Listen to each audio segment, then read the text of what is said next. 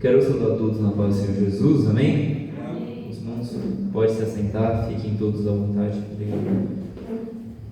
Graças a Deus, mais essa oportunidade, mais essa chance que Deus nos dá de ouvir a sua palavra e também pela oportunidade de poder pregá-la, né? Sempre uma honra.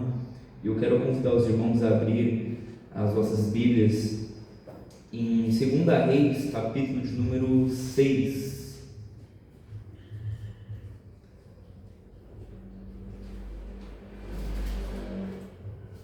Livro de 2 Reis, capítulo de número 6. Nós vamos ler a partir do versículo de número 8.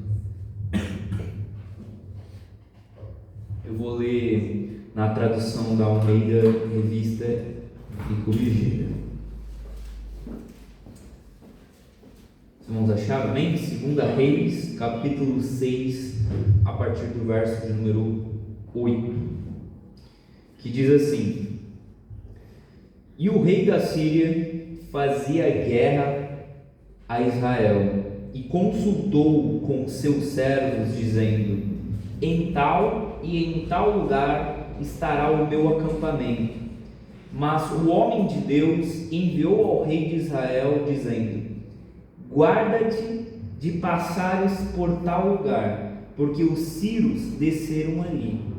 Pelo que o rei de Israel enviou àquele lugar de que o homem de Deus lhe falara e de que o tinha avisado, e se guardou ali, não uma nem duas vezes. Então se turbou com este incidente o coração do rei da Síria, e chamou os seus servos e lhes disse: Não me farei saber quem dos nossos é pelo rei de Israel? E disse um dos seus servos: Não, ó rei, meu senhor, mas o profeta Eliseu, que está em Israel, faz saber ao rei de Israel as palavras que tu falas na tua câmara de dormir. E ele disse: Vai e vê onde ele está, para que eu envie e mande trazê-lo. E fizeram-lhe saber, dizendo: Eis que está em Dotã. Então enviou para lá cavalos e carros e um grande exército, os quais vieram de noite e cercaram a cidade. E o moço do homem de Deus se levantou muito cedo e saiu. E eis que um exército tinha cercado a cidade com cavalos e carros. Então o seu moço lhe disse: Ai, meu senhor, que faremos? Verso 16. E ele disse: Não temas, porque mais são os que estão conosco do que os que estão com eles. Verso 17. E orou Eliseu e disse: Senhor, peço-te que lhe abras os olhos para que veja. E o Senhor abriu os olhos do moço e viu, e eis que o monte estava cheio de cavalos e carros de fogo em redor de Eliseu. E como desceram a ele, Eliseu orou ao Senhor e disse: Fere, peço-te, esta gente de cegueira. E feriu-a de cegueira conforme a palavra de Eliseu. Então lhes disse: Não é este o caminho e não é esta a cidade. Segui-me e guiar-vos-ei ao homem que buscais. E os guiou a Samaria. E sucedeu que, chegando eles a Samaria, disse Eliseu: Ó Senhor, abre a esses os olhos para que vejam. O Senhor lhes abriu os olhos para que visse, e eis que estavam no meio de Samaria. E para finalizar os últimos 3 versos diz: E quando o rei de Israel os viu, disse a Eliseu: Feri-los-ei, meu pai. Mas ele disse: Não os ferirás. Feririas tu os que tomasses prisioneiros com a tua espada e com o teu arco? Põe-lhes diante pão e água, para que comam e bebam e se vão para o seu senhor. E apresentou-lhes um grande banquete, e comeram e beberam, e os despediu, e foram para o seu senhor. E não entraram mais tropas de sírios na terra de Israel. Amém, irmãos? Sei que é um texto um tanto longo, né? Mas vamos lá. Eu quero falar com os irmãos nessa noite sobre a capacidade de olharmos, a capacidade que a gente precisa desenvolver de termos visão.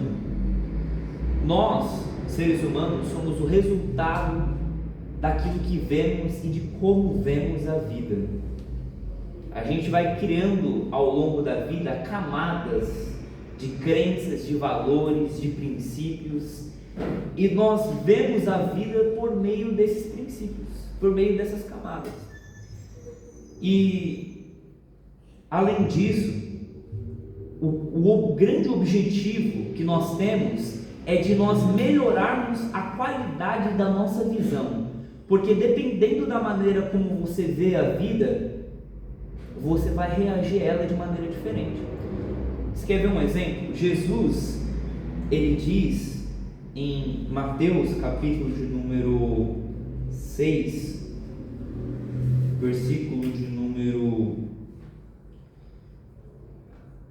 22, ele diz assim: a candeia do corpo são os olhos, de sorte que se os teus olhos forem bons, todo o teu corpo terá luz, ou será luz. Se porém os teus olhos forem maus, o teu corpo será tenebroso. Se portanto a luz que em ti há são trevas, quão grandes serão tais trevas.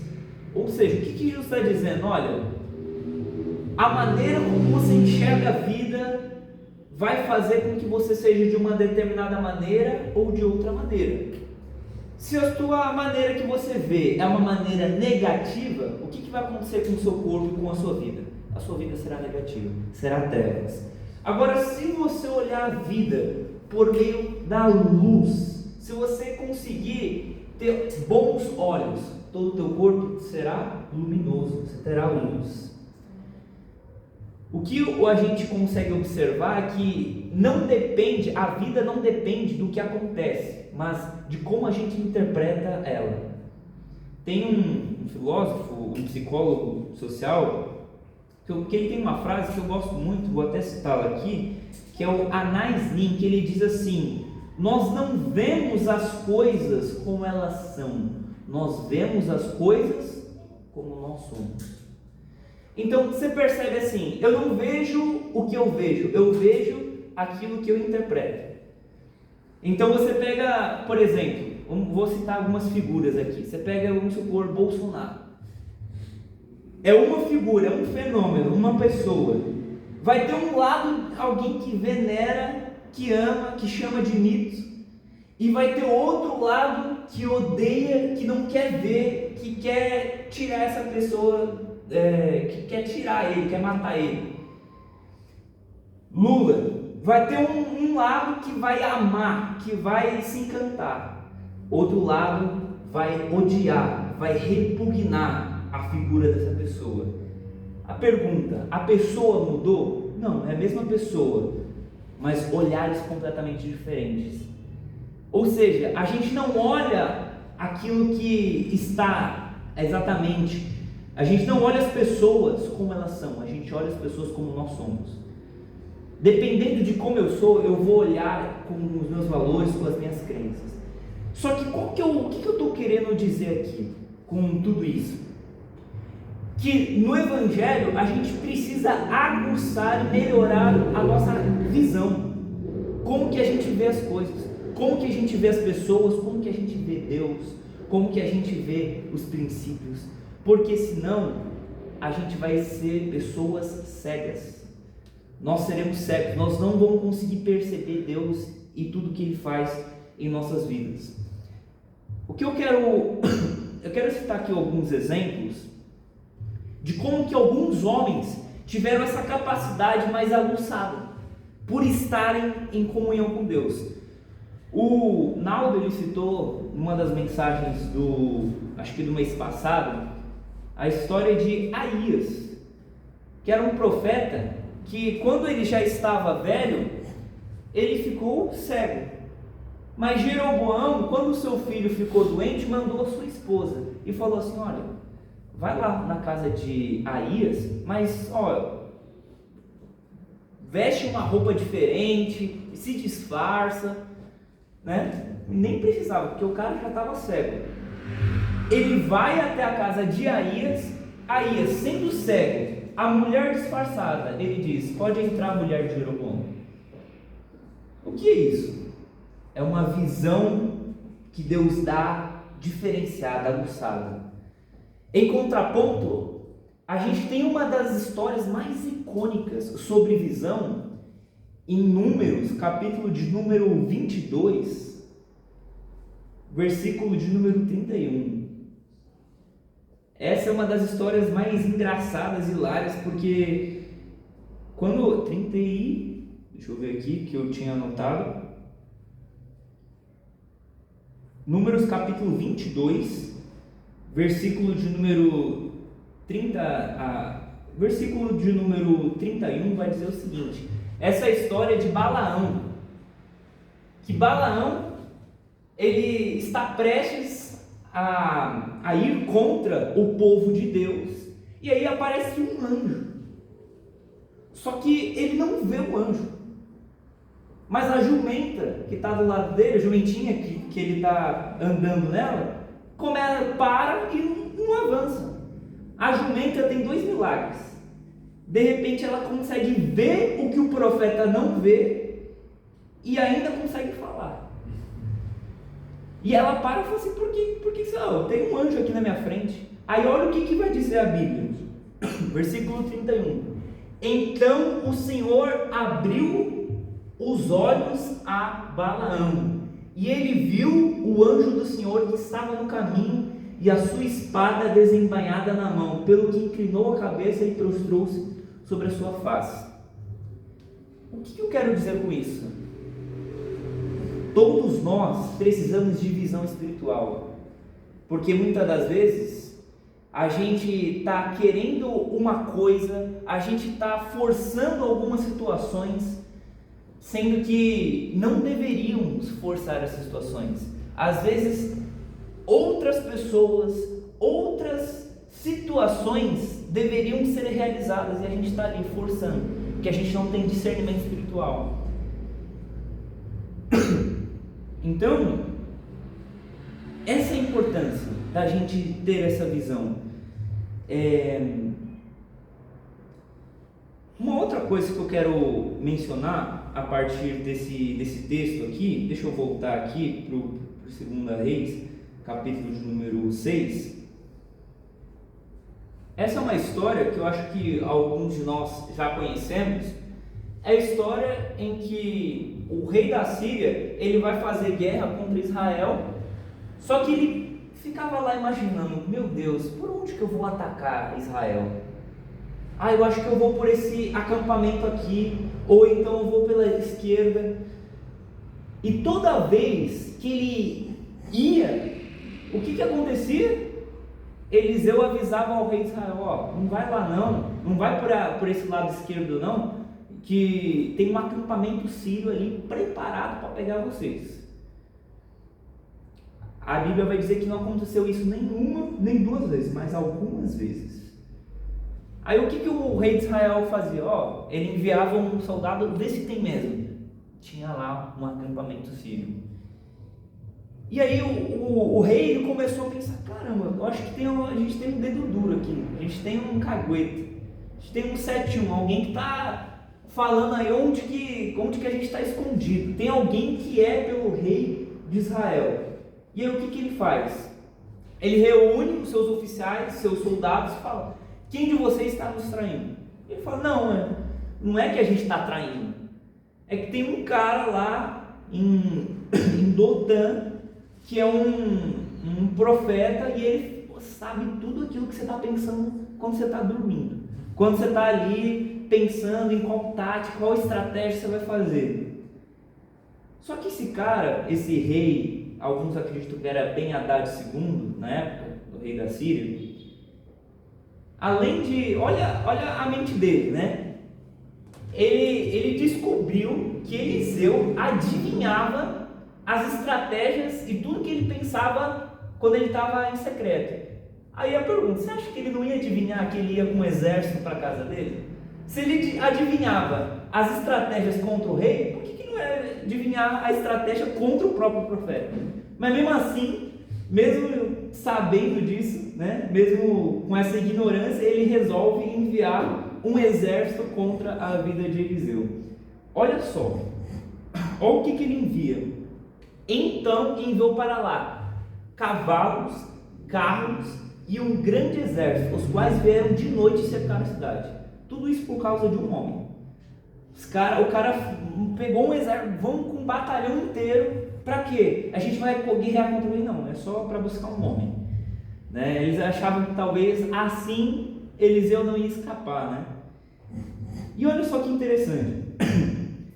A Bíblia diz no versículo 15 que o servo de Eliseu, alguns diriam que é Geazi, mas é um pouco complicado, porque Geazi no capítulo anterior ele ficou com lepra e, né, a gente sabe da história com Naamã, mas a Bíblia aqui pelo menos não fala, mas é um dos servos de Eliseu, e a Bíblia diz que ele levantou de cedo e ele falou, meu Deus do céu, ele viu um grande exército com cavalos e carros e ele disse, ai meu Deus, o que faremos?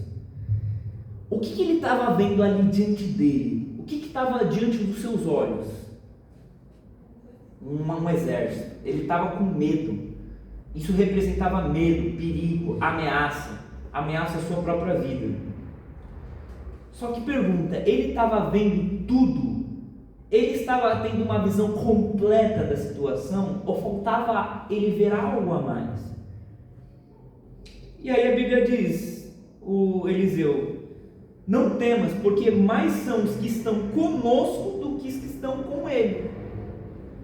E ele diz, o que Eliseu fez? Ele orou para que Deus abrisse os olhos e ele visse. E de repente, o que ele viu?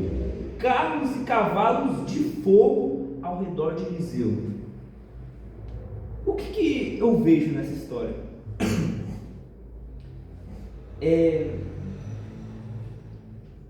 Muitas das vezes a gente não tem um discernimento completo das situações. Às vezes a gente está olhando a árvore, mas não estamos conseguindo ver a floresta. A gente está vendo um ponto bem pequeno, mas Deus ele nos leva por determinadas situações que a nossa visão se amplia. A gente consegue ver a floresta, a gente consegue ver tudo de maneira completa. Mas olha que interessante também, só para a gente observar, né? Às vezes a gente precisa andar com pessoas que têm visão, pessoas que conseguem ver o que a gente não vê. E olha que interessante, Eliseu, ele orou a Deus para que acabasse com o exército. Eliseu ele pediu para que Deus, enviasse o exército para longe. Eliseu ele não orou contra o exército, ele orou a favor do seu moço, do seu servo. Isso significa que mais importante do que você orar contra alguém, mais importante do que você ter um inimigo, é você ter aliados que tenham visão. O problema não é a situação, o problema é a sua falta de visão. O problema não são as coisas, são a sua capacidade de você enxergá-las, né? E para caminhar um pouco mais, o que eu quero deixar como lição para nossas vidas, né, sobre a capacidade que a gente tem de ver. A primeira lição é que a gente precisa ter a capacidade de ver a presença de Deus em nossas circunstâncias. Amém. Às vezes a gente não consegue enxergar Deus na nossa vida. Quando às vezes a gente está indo bem no trabalho, na família, nos negócios, a gente não vê Deus, às vezes a gente só vê nós. É eu que estou com a minha inteligência, com a minha força, com a minha estratégia, eu estou conseguindo produzir isso. A gente tem a história, por exemplo, de Nabucodonosor, que ganhou muitas guerras, que conquistou muitas nações, e ele disse: olha só o que o meu braço conquistou, olha só a imensidão de tudo aquilo que eu construí. Ele pensando que era ele mesmo que tinha feito tudo aquilo, que tinha ele mesmo conquistado tudo aquilo. Em contrapartida, muitas das vezes a gente não consegue ver Deus no meio da dor. Às vezes a gente não vê Deus quando as coisas vão bem, mas a gente também às vezes não consegue vê-lo quando a dificuldade, a tristeza, problemas, doenças vêm contra a nossa vida. A gente pergunta: onde Deus? Onde está Deus? Será que Deus está vendo como eu estou triste, como eu estou com dificuldade, como eu quero passar nessa prova, como eu quero que a minha vida mude? Parece que Deus está ignorando tudo isso. Parece que não faz sentido para Ele a minha dor, o meu querer. Portanto, a gente precisa que Deus ele nos dê a capacidade de percebê-lo, né? Você quer ver um exemplo muito interessante, muito bom? Eu gosto muito do exemplo da vida de Jó. A gente conhece a história de Jó, em que de repente, em um único dia, a sua vida virou de ponta cabeça. Ele era o cara mais rico de todo o Oriente, ele tinha 10 filhos e filhas, ele tinha tudo, ele tinha riquezas, ele tinha uma família, ele tinha saúde. De repente ele perde tudo, ele perde seus filhos, perde seus bens e perde sua saúde. E além disso, seus amigos começam a falar para ele: ó, o problema aí, ó, é que você tem algum pecado, você está olhando para alguma viúva, está fazendo alguma coisa aí que está fazendo você enfrentar essa situação toda. E Jó, ele consegue ver algo que os seus amigos não viam. Ele conseguia enxergar algo que ele faz, que nenhum deles conseguia ver. Se você vai em Jó, capítulo 19, versículo de número 25 e 26, a gente consegue notar a visão de Jó. Olha o que ele diz: porque eu sei que o meu Redentor vive, e que por fim se levantará sobre a terra. Depois de consumada a minha pele, ainda em minha carne, o que eu vou fazer? Verei a Deus. Eu vou ver Deus. Ou seja, ele está falando: olha, no meio da minha dor, eu ainda não consigo enxergar Deus completamente, mas eu sei que Ele está vivo. Eu sei que Ele olha para mim e que a minha situação vai mudar. E quando a minha situação mudar, eu vou ver Deus. Amém. Ele ainda não conseguia ver completamente, mas ele fala: olha, eu ainda vou ver Deus, ainda vou conseguir percebê-lo. Aí quando você vai no final do livro de Jó, você vê uma frase muito interessante. Olha o que ele diz no versículo 5, 42:5. Com o ouvir dos meus ouvidos ouvi, mas agora te veem os meus olhos. A visão de Jó se expandiu, se ampliou. Ele falava: antes eu ouvia falar do Senhor, antes eu te conhecia de ouvir, antes eu ouvia fofocas a respeito de Deus, eu sabia aquilo que me contavam, os comentaristas falavam, aquilo que alguém estava dizendo a seu respeito, mas agora não, eu tenho experiências de andar e de ver o Senhor na minha vida. Aleluia, glória a Deus. Que Deus ele nos permita isso, a gente conseguir ver Ele, a gente conseguir olhar para a nossa história e falar: caramba, era Deus que estava na minha vida quando eu tomei aquela decisão de me mudar de cidade, quando eu tomei a decisão de sair daquele emprego, ou quando eu tomei a decisão de sim ir para aquele emprego, ou quando eu resolvi fazer aquilo outro, quando aquela pessoa saiu da minha vida, ou quando aquela pessoa que entrou na minha vida me ajudou a ter uma visão diferente a respeito de Deus. Ou seja, que Deus nos permita a ter uma visão mais ampliada, né? Ou como a gente poderia dizer, holística, completa, né? Um outro exemplo de alguém que não conseguia ver, mas que depois viu, é a história que está em Lucas capítulo 24, dos dois moços a caminho de Emaús, né?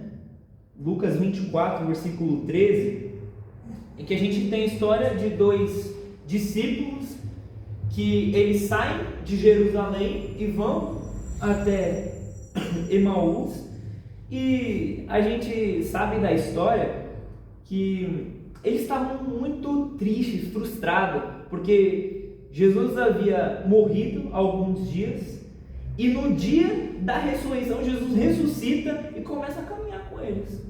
Só que se a gente vai no versículo de número 16, olha o que acontece.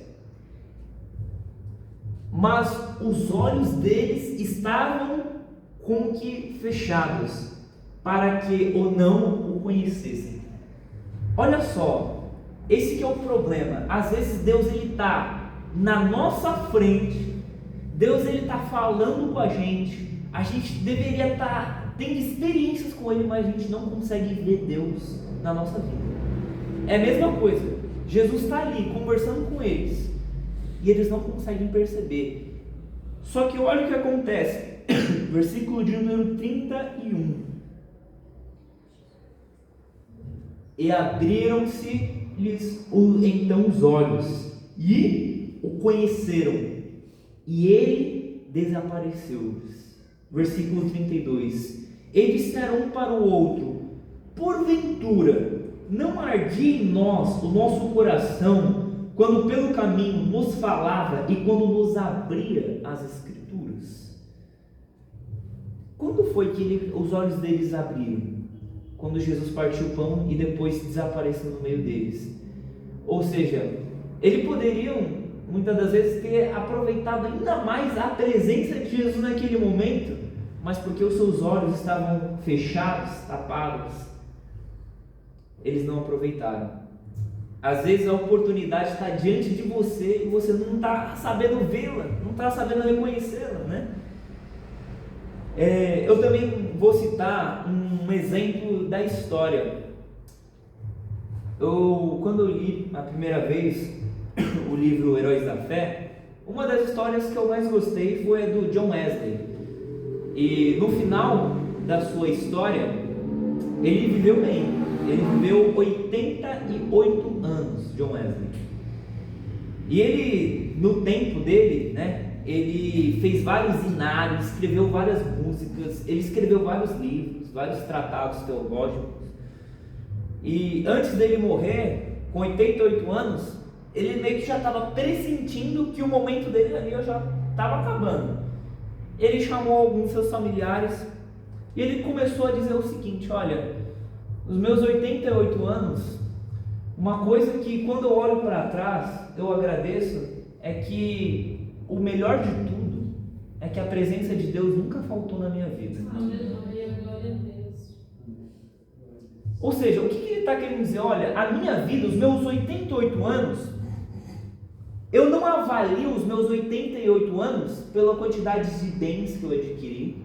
Eu não avalio os meus 88 anos pelas cidades que eu conheci, mas eu olho para trás e vejo que Jesus estava presente nos meus 88 anos. A presença dele estava na minha vida. Será que a gente tem essa capacidade de olhar que Deus ele está ano após ano, dia após dia, cuidando de tudo, cuidando dos detalhes da nossa vida? Jesus, ele nos faz perceber isso. Quando ele diz, por exemplo, em Mateus capítulo 6, ele fala: olha para a natureza, vocês vão me ver.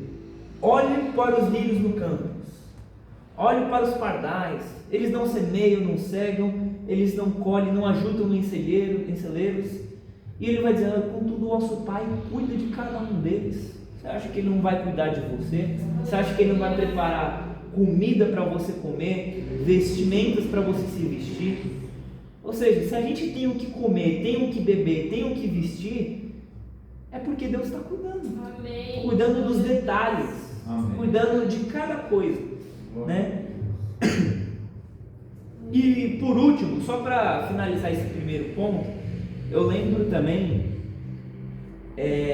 da história de Paulo, que é um dos textos que eu mais assim amo da Bíblia Sagrada. Em Filipenses 1, versículo 12, ele vai falar para a igreja de Filipenses.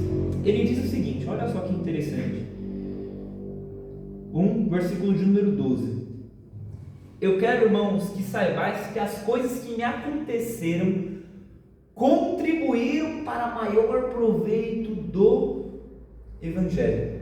Se a gente olha da perspectiva humana, Paulo foi preso, Paulo sofreu, Paulo foi acusado, Paulo passou por inúmeras provações, mas ele olha e fala: olha, do ponto de vista humano, de acordo com a avaliação da terra, tudo isso foi ruim para a minha vida, mas olhando do ponto de vista de Deus, tudo que eu passei serviu para o progresso, o avanço do Evangelho. Aleluia. Então, qual que é o problema? É o que aconteceu com Paulo? Não, é a avaliação que ele tinha das situações.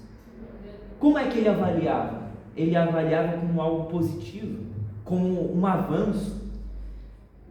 Além disso, o que eu diria, né, sobre a capacidade da nossa visão? É a gente, além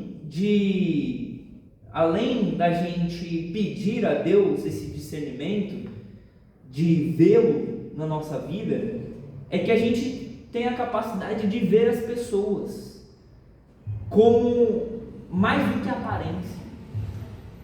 Uma das histórias também muito interessantes é quando Samuel vai à casa de Jessé para poder ungir um dos filhos de Jessé, que seria o novo rei.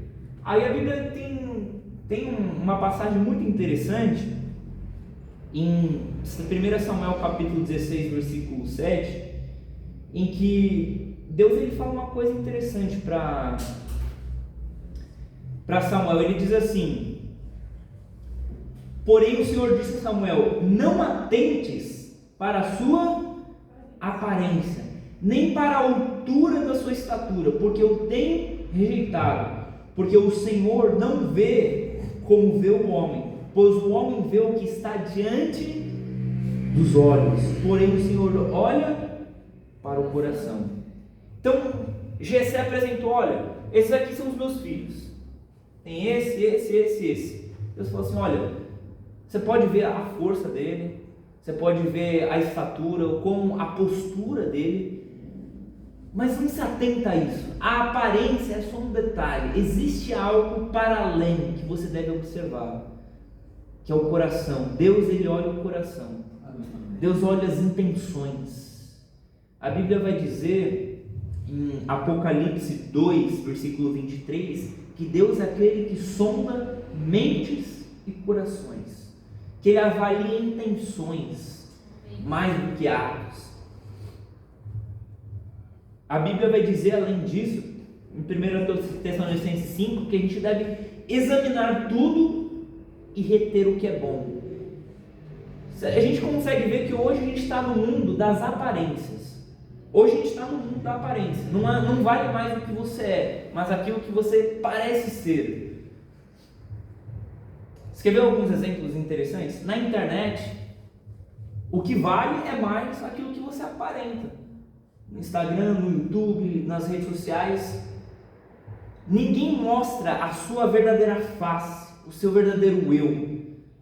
Mostra uma versão sua com filtros, uma versão sua com edições, com maquiações.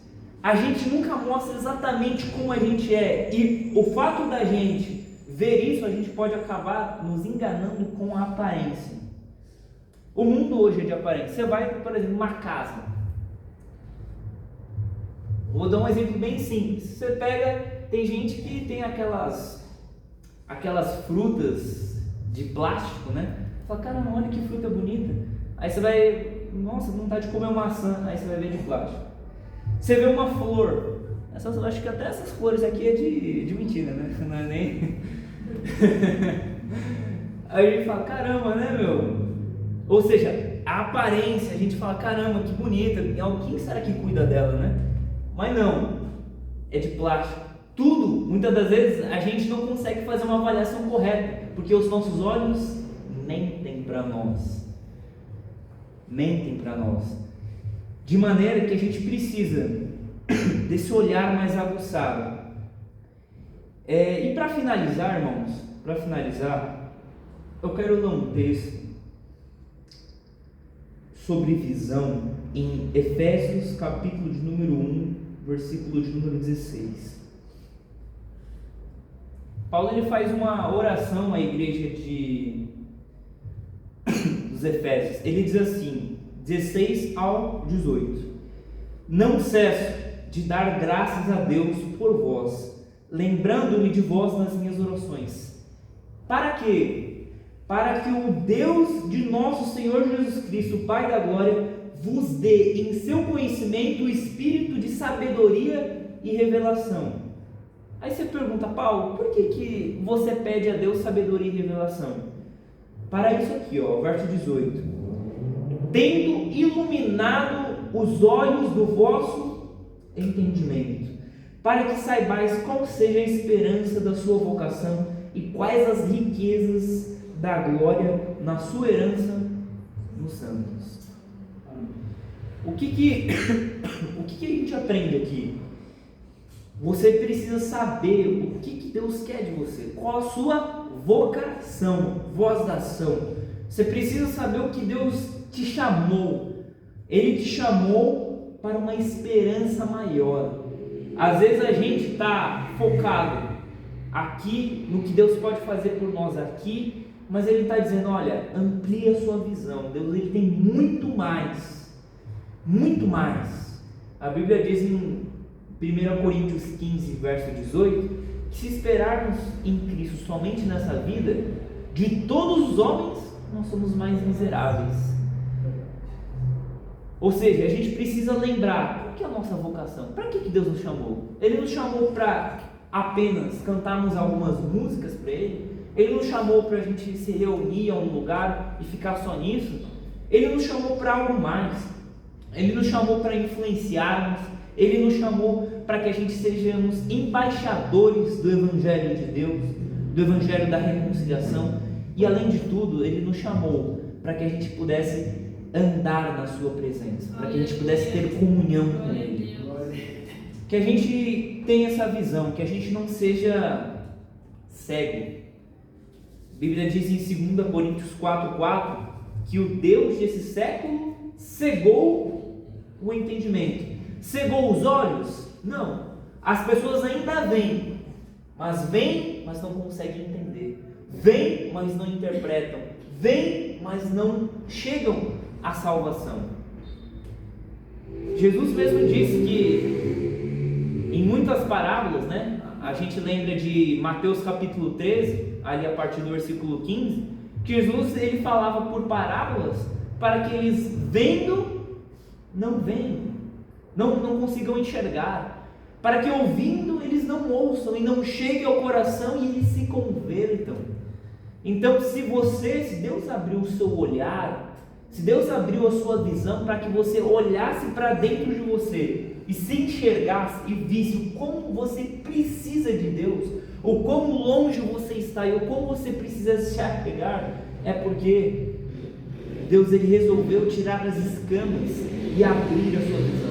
Porque se fosse por você, a sua visão estaria deturpada ainda. Então, a gente seria como o exército da Síria, levado de um lado para o outro. Eliseu ele falou assim, Deus, fere eles para que eles não vejam. E ele levou de Dotã até Samaria, levou os caras por mais de 15 quilômetros. Imagina, você andar com os caras por 15 quilômetros e eles não entenderem que quem estava guiando eles era Eliseu. Ele leva até os caras, até Samaria, a capital de Israel, para poder o rei cercar eles. E aí o que o rei faz? Ele mata? Ele destrói ele? Não. Eles dão um banquete para eles, dão o que comer, o que beber. Na visão humana eles são o quê? Eles são inimigos. Na visão de Deus, não, eles são seres humanos. E a Bíblia diz que, ainda que eles sejam inimigos, o que você vai fazer com o inimigo? Se ele tiver fome, dá ele de comer. Se ele tiver sede, dá ele de beber. Porque fazendo isso, amontoarás brasas de fogo sobre a tua cabeça. Não te deixes vencer do mal, mas vença o mal com o bem. Então, isso é a diferença de quem tem uma visão. E uma coisa que eu lembrei aqui, só para finalizar, quando Eliseu pede para que ele abra os olhos, ele vê o moço, ele vê, o que ele vê? Ele vê um exército, mas esse exército, ele era de fogo, de carros e cavalos de fogo. Aí você para pensar, por que existe um exército no mundo espiritual de carros e de cavalos de fogo? Por que existe? Claro, na visão dele ali, né? Por que existe um exército no mundo espiritual? Porque mais dura do que as guerras que a gente enfrenta no mundo natural são as guerras que a gente enfrenta no mundo espiritual. Deus, ele abriu os olhos daquele moço e ele só teve um fragmentozinho, ele teve ali uma visãozinha do que é o mundo espiritual. E às vezes a gente está vivendo a nossa vida e a gente não sabe que em todo lugar que a gente passa, tudo que a gente vive, existe uma guerra espiritual. E às vezes a gente só olha as bênçãos que Deus nos dá no mundo físico. Às vezes Ele nos dá um livramento quando a gente está doente, Deus nos dá um livramento no trânsito, Deus nos dá... Mas quantos livramentos Deus já não nos deu no mundo espiritual? Livramentos que às vezes a gente nem vê, nem percebe, nem sente, mas que se Deus abrir os seus olhos um pouquinho, você vai ver a guerra que é no mundo espiritual.